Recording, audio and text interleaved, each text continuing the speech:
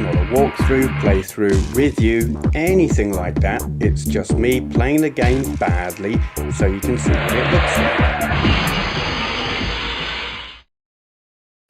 Okay then, this is Aggressor on the Commodore VIC-20, copyright 1982. What does that say, HE3? I don't know, something.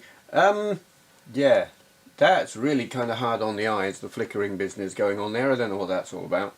Anyway, as far as I can tell, it's some kind of Defender clone. The enemies look like cheap TIE Fighter rip-offs.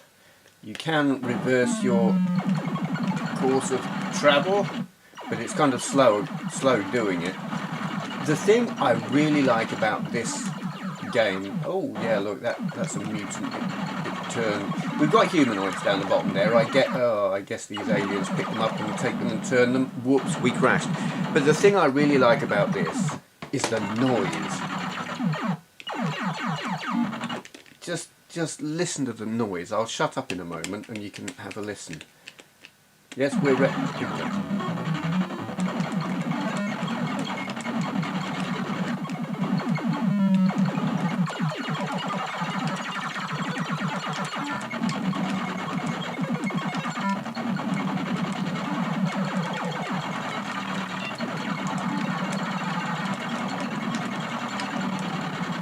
What in God's name is all that about? It's epic. It is the most incredible sounding video game, computer game, something I have ever played. I mean, your fire sound is cool, but then when you hit something, it's just awesome. Oh dear. I mean, it's not like your Atari noise generator kind of sounds. This is something entirely different, and I've never heard anything like it, and I love it. The game itself, meh, neither here nor there. If it had normal beep sound, I'd be like, yeah, I don't really care. But with this racket, it's worth playing just for the sound. Oh dear. We still, I don't know where we are, score wise or progress wise or anything like that. Anything like that. Don't care. It just sounds amazing, and that's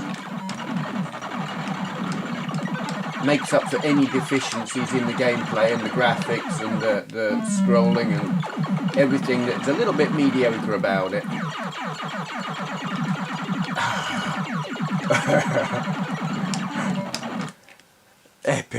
Epic racket.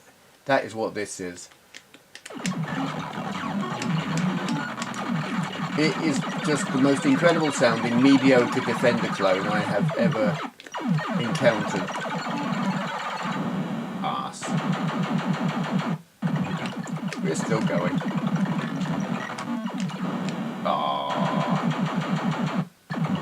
And we're still going. It can't last.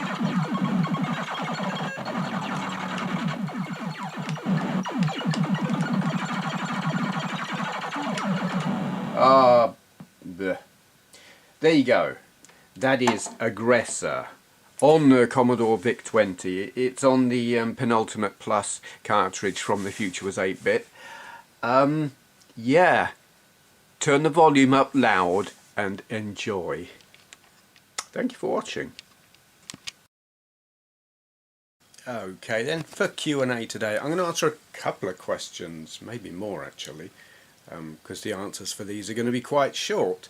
First one is, I don't know how you pronounce this, I'm going to say swordghoti, might be swordghoti, anyway, link to, I'm going to presume, his channel down there.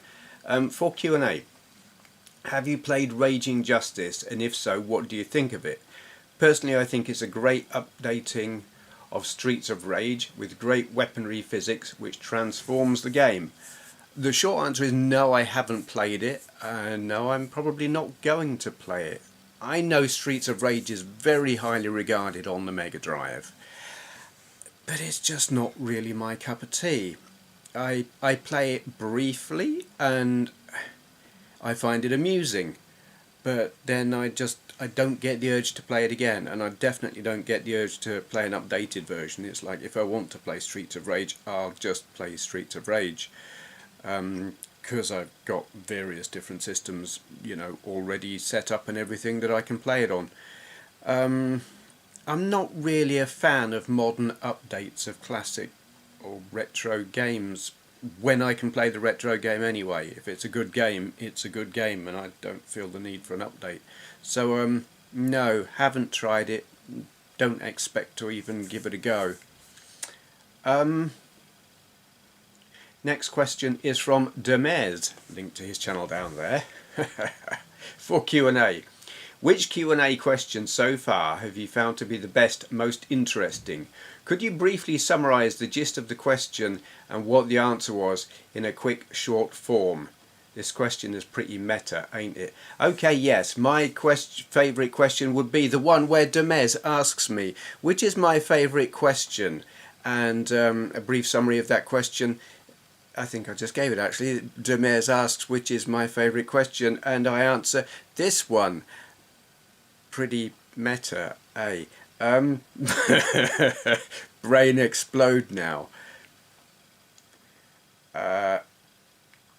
Okay, I will answer another one from the Orse. Yeah, link down there. For Q&A, what are your thoughts on the Nintendo Switch? Do you fancy playing Mario Kart 8 on it? I'm going to relate. I'm going to attach to this question. There's another question that I was asked recently. Much editing. Yeah, I was asked by someone else more recently what prompted me to buy a Switch. I haven't bought a Switch. So, yeah, I have played the Switch. My wife, Andrea, has a Switch. And I visit her. I go and see her a couple of times a week. And she's got a Switch, and we play Mario Kart 8. Which, do you fancy playing Mario Kart 8 on it? Yes, I absolutely do. My thoughts on the Switch. I think it is a very clever piece of kit. It's very well designed. There is a big problem with the controllers unbinding, losing connection from the console when you're not sitting really close to it. We have the Switch right by the telly. We sit back, you know, on the sofas at the back of the room, 6 or 7 feet away, and they keep losing connection, and that's really bloody annoying. Other than that, that's the only thing I would pick fault with. Never played it in handheld mode. Never played it with the two controllers sort of put together on that attachment thing. We just play it with the diddy little controllers. They are kind of a little bit too small and a little bit fiddly, but that's the nature of them because of the way it's designed. It's just a thing that you just have to accept. That's how it is, for them to work in the way that they do. The hardware seems acceptably powerful. It's maybe on a par with the PS3, which is impressive, you know, given what it is and how small it is and all of that. Do I want one myself? No. There's the thing. It is impressive hardware. It's very, very clever design, and Nintendo are very good at clever design. They pulled a blinder with this. I think it is the most technically impressive piece of hardware they've produced in a long while. Kind of like universally appealing in the way that the SNES is. And pretty much, I want to say the Wii, but the Wii was, there was something wrong with it. That was just something not quite right with the Wii. I think it was all the motion control stuff. Just made it, everyone had the console, no one played it. Where the Switch, I believe people play it, you know. It's just better.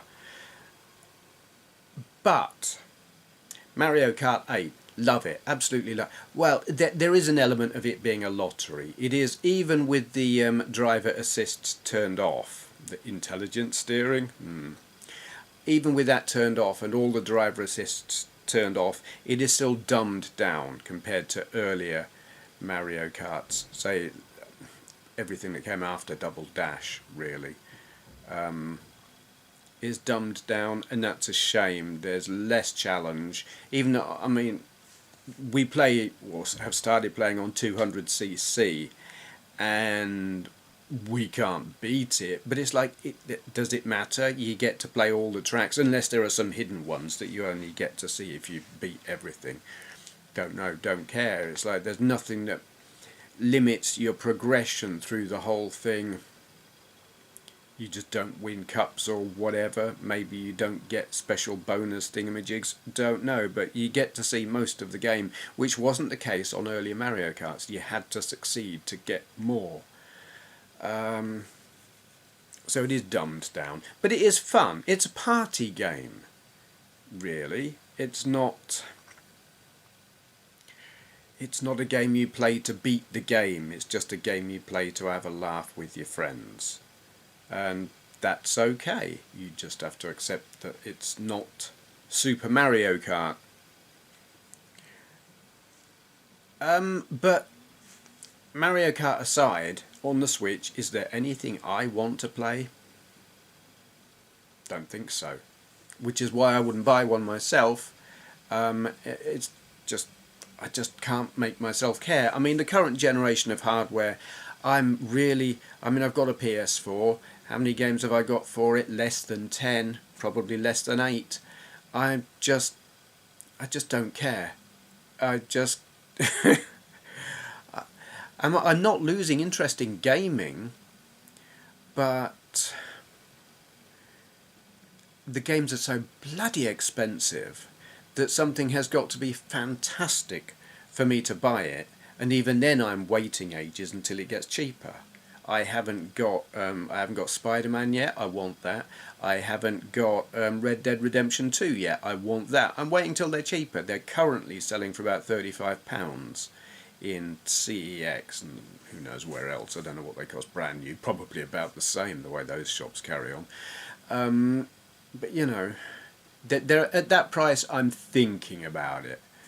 When they're coming out at like 50, 60 quid, it's like, forget it. Which really, I mean, that's no more expensive than some SNES games were, and N64 games. They were stupidly expensive, and that was back in like the late 80s, early 90s, mid 90s. And I paid that then and didn't complain too much about it, where now when they're that price, I'm like, yeah, I don't want to pay that much. So I don't know what that says about me. I'm skint, that's what it says about me. I think I earned more back then. Yeah. So, no, I think it's a cool piece of hardware. No, I don't want to buy one. Yes, I do really like Mario Kart on it, Mario Kart 8 Deluxe, but it is a bit dumbed down. It's just so gorgeously pretty as well, which will always make it appealing. And it is fun to try the different karts and put different wheels on them, and different, you know, all the stuff that you can do on them. Can't remember what I'm currently riding. I think I might be I was on a bike. Don't know. Yeah, okay, that will do for now. If you've got a question you would like to ask, would like answering, yeah, that, in a video like this, just leave a question in the comments below. Begin your question with 4 Q&A, so I know not to answer it in the comments. I'm just watching what's going on behind me now. Thank you for watching. Patreon? That's not even a word. You've made it up.